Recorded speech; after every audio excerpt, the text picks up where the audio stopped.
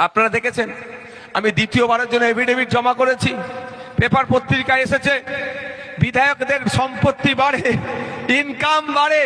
আমি বিধায়ক হয়ে আমার ইনকাম কমে গেছে, বুঝতে পারছি আমি লসে রান করছি।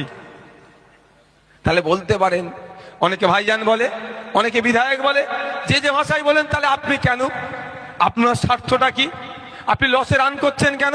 হ্যাঁ, আমার স্বার্থ ওখানেই বিনয় বাদল দীনেশ, আমার স্বার্থ আশফাকুল্লাহ, আমার স্বার্থ ক্ষুদিরাম, আমার স্বার্থ বিরসা মুন্ডা, আমার স্বার্থ ফুরফুরা বীর আবু বকর, আমার স্বার্থ নেতাজি, আমার স্বার্থ গান্ধীজি, আমার স্বার্থ সেই স্বাধীনতা সংগ্রামীরা। তারা নিজের স্বার্থের কথা ভাবেনি, তারা মানুষের জন্য ভেবেছিল, ব্রিটিশ মুক্ত করতে চেয়েছিল। প্রায় 200 বছর ধরে লড়াই করে দেশের জন্য অনেকে জীবন উৎসর্গ করে দেশকে স্বাধীন করেছিল।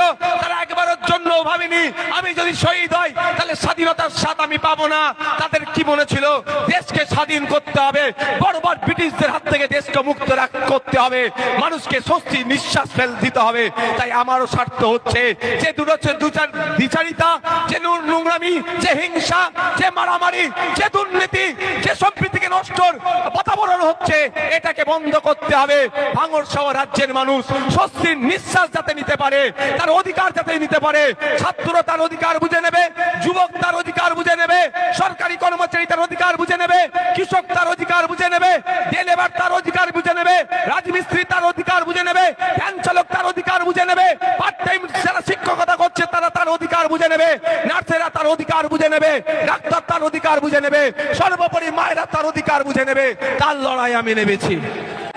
আমার স্বার্থ আছে, আমি ভাই বিনা স্বার্থে আসিনি, আমি বিনা স্বার্থে আসিনি। আমার স্বার্থ হচ্ছে কি, আমাদের পূর্বপুরুষ ফুরফুরার বীর আবু বকর সিদ্দিক রহমাতুল্লাহ আলাইহি, আমাদেরই পূর্বপুরুষ গান্ধীজি, নেতাজি, আমাদেরই পূর্বপুরুষ আশফাকুল্লাহ 25 থেকে 28 বছর বয়সে জীবন উৎসর্গ করেছে। আমাদেরই পূর্বপুরুষ প্রীতিলতা ওয়াদ্দেদার 23 বছর বয়সে জীবন উৎসর্গ করেছে। আমাদেরই পূর্বপুরুষ বিরসা মুন্ডা 25 বছর বয়সে জীবন উৎসর্গ করেছে। আমাদেরই পূর্বপুরুষ ক্ষুদিরাম বসু 20 কোটা পার হয়নি। আর আমি যে জেলার মানুষ, হুগলি জেলার শ্রীরামপুরে আমাদেরই পূর্বপুরুষ শহীদ গোপীনাথ সাহা 19 বছর বয়সে দেশের জন্য জীবন উৎসর্গ করেছে।